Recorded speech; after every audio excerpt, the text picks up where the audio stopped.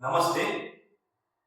ધોરણ 6, 7, 8, 9, 10, 11, 12 બધા ધોરણની અંદર ગણિત અને વિજ્ઞાનની અંદર જે રૂપાંતરિત સૂત્રો વિદ્યાર્થીઓને ભણવામાં આવતો હોય છે એ યાદ રાખવા માટે એમને ઘણી બધી ગોખણપટ્ટી કરવી પડતી હોય અને ગોખણપટ્ટીના અંતે પણ એ લોકો યાદ નથી રાખી શકતા. જેમ કે મિલીમીટરનું સેન્ટીમીટરમાં રૂપાંતર, ચોરસ મિલીમીટરનું ચોરસ સેન્ટીમીટરમાં રૂપાંતર, ઘન સેમીનું મિલીલીટરમાં રૂપાંતર, આ બધા રૂપાંતરના સૂત્રો એમને યાદ રાખવામાં ઘણી બધી મુશ્કેલી પડતી હોય છે. આ મુશ્કેલીના નિવારણ માટે અમે એક સ્વનિર્મિત કોષ્ટકની રચના કરેલી છે. આ કોષ્ટક ઉપરથી વિદ્યાર્થીઓને ગોખણપટ્ટી કરવી પડશે નહીં અને સરળતાથી અને સમજણપૂર્વક એ વસ્તુ યાદ રહી જશે. તો ચાલો આપણે કોષ્ટકને સમજવાનો પહેલા પ્રયત્ન કરીએ. સૌથી પહેલા 1D રચના એટલે કે લંબાઈ, પહોળાઈ, ઊંચાઈ કોઈ પણ બાબતની આપણે માપી હોય જેને આપણે પરિમિતિ કહીએ છીએ. ત્યારબાદ 2D રચના એટલે કે ક્ષેત્રફળ એટલે લંબાઈ અને પહોળાઈનો ગુણાકાર. તો ક્ષેત્રફળ જ્યારે માપવાનું હોય ત્યારે ચોરસ મિલીમીટર, ચોરસ સેન્ટીમીટર, ચોરસ મીટર, ચોરસ કિલોમીટર જેવા એકમોનો આપણે પ્રયોગ કરતા હોઈએ છીએ. ત્યારબાદ 3D રચનાઓ જોઈએ તો 3D રચનામાં બે પ્રકારની રચનાઓ હોય છે. ઘનફળ અને જો પ્રવાહી હશે તો ગુંજાશ હશે. ઘનફળની અંદર આપણે ઘન મિલીમીટર, ઘન સેન્ટીમીટર, ઘન મીટર, ઘન કિલોમીટર જેવા એકમોનો પ્રયોગ કરીએ છીએ. જ્યારે ગુંજાશની અંદર માઇક્રોલીટર, મિલીલીટર, મીટર, કિલોલીટર જેવા એકમોનો આપણે પ્રયોગ કરતા હોઈએ છીએ. હવે આ બધા એકમોને એકબીજામાં જ્યારે રૂપાંતરિત કરવાના થતા હોય ત્યારે વિદ્યાર્થીઓને સૂત્રો યાદ રાખવામાં થોડીક તકલીફ પડતી હોય છે. તો આપણે એને સરળતાથી કઈ રીતે સમજાય આપણે જોઈશું. સૌથી પહેલા આપણે જોઈએ પરિમિતિ એટલે વન ડાયમેન્શનની રચનાની અંદર સૌથી નાનો એકમ છે મિલીમીટર, પછી એનાથી ઉપર સેન્ટીમીટર, મીટર અને પછી કિલોમીટર. અહીંયા આપણે એ જ પ્રકારના એકમો લીધા છે કે જે વ્યવહારની અંદર અથવા તો એમના ભણતરની અંદર ઈઝીલી આવતા હોય એવા એકમો. તો જોઈએ આપણે અગર વન ડાયમેન્શન હોવાથી અહીંયા આગળ જે એમના સૂત્રો વચ્ચે એક એકનો વધારો થશે એવું આપણે લખી દઈએ. તો અહીંયા આગળ જુઓ વન ડાયમેન્શન હોવાથી એક એક વધારશે. 1 ને 1 2 ને 1 3. આનો મતલબ શું થયો? અહીંયા આગળ જે અંક લખ્યા છે એ 10 ની ઘાત બતાવે છે.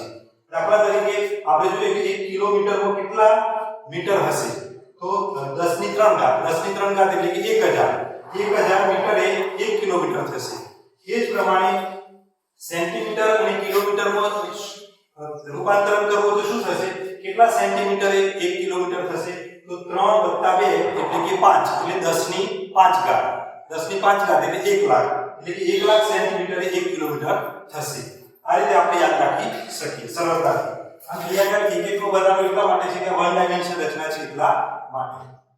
હવે આગળ આપણે એક વસ્તુ ધ્યાન રાખશું કે નીચેથી જેમ ઉપર તરફ જઈશું તો ત્યાં આગળ આપણે પ્લસ કરવાના છે એટલે કે સરવાળો કરવાનો છે.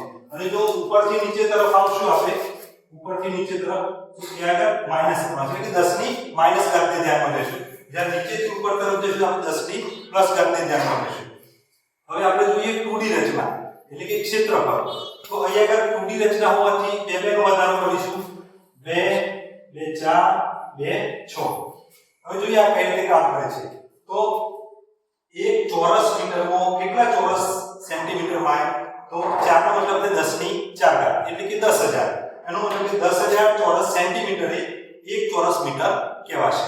એ જ રીતના એવું જાણવું હોય કે ઘન કિલોમીટર ચોરસ કિલોમીટરમાં કેટલા ચોરસ મિલીમીટરમાં છે તો 6 4 10 10 ને 2 12 એટલે કે 10 ની 12 ઘાત ચોરસ મિલીમીટર હશે ત્યારે 1 ચોરસ કિલોમીટર કહેવાશે.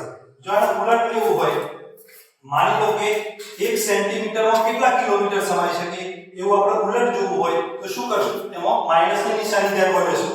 તો 3 અને 2 5 એટલે કે 10 ની -5 ઘાત એટલે 1 સેન્ટીમીટરમાં કેટલા કિલોમીટરમાં છે? 1 સેન્ટીમીટરમાં 10 ની -5 ઘાત કિલોમીટર થશે. હવે આપણે આવીએ ઘનફળ તરફ 3D. અહીંયા 3D હોવાથી અહીંયા 3 નો વધારો થશે. 3 3 ને 3 6 અને 3 9.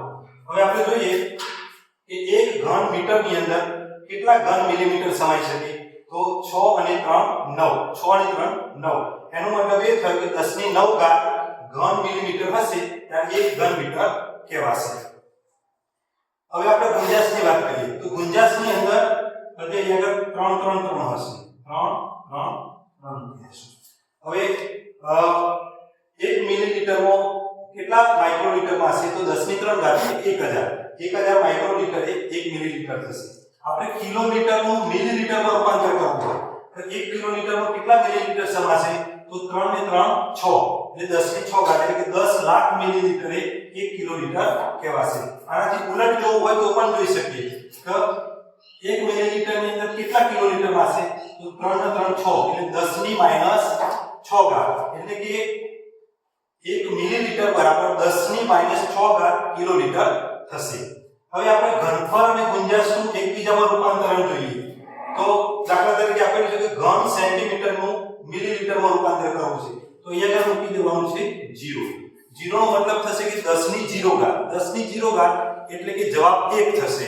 એનો મતલબ એ થશે કે 1 ઘન સેન્ટીમીટર બરાબર 1 મિલીલીટર. એ કેટલા માટે કે 10 ની 0 ઘાત એટલે જવાબ 1 થશે. એટલા માટે 1 ઘન સેન્ટીમીટર બરાબર 1 મિલીલીટર થશે.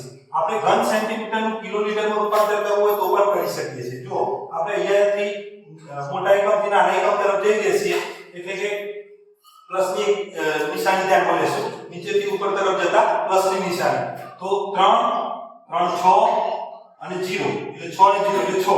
એનો મતલબ એ થયો કે 10 ની 6 ઘાત ઘન સેન્ટીમીટર હશે ત્યારે કિલોલીટર થશે. બરાબર. તો આ જ રીતના તમે ઘનફળ અને ગુંજાશના એકબીજાનું રૂપાંતરણ આ કોષ્ટક દ્વારા સરળતાથી કરી શકો છો.